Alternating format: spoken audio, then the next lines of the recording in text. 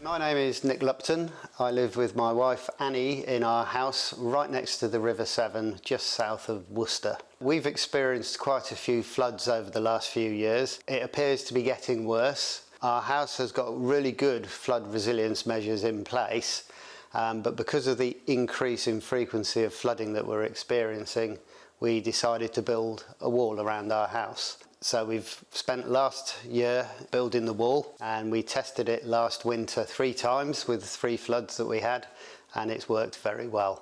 The main motivation for building the wall was to protect the house from the water. Over the years, the bricks were never really drying out in the winter. Having now built a wall around the house, it keeps the house bricks dry throughout the winter. There's been quite a bit of press interest in the wall, the Great Wall of Pixham. Due to the press coverage, people phoning me up and wanting to know how they could build a wall or whether they could build a wall with planning permissions.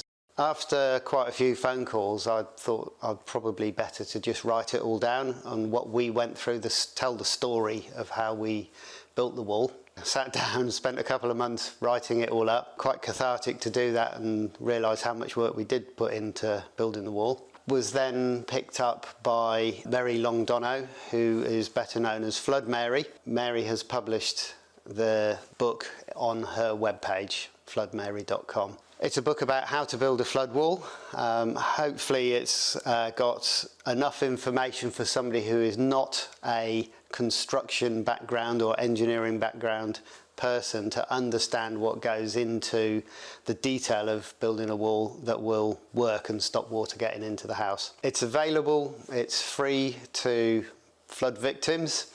Expect the worst, prepare for it, and hopefully you will be able to firstly keep the water from your house by putting the right mitigations in place and having a house that is recoverable. If you do get water in the house, how do you recover? Don't use fibre kitchen units, use plastic kitchen units so that you can disinfect your house and get back to normal living quite quickly.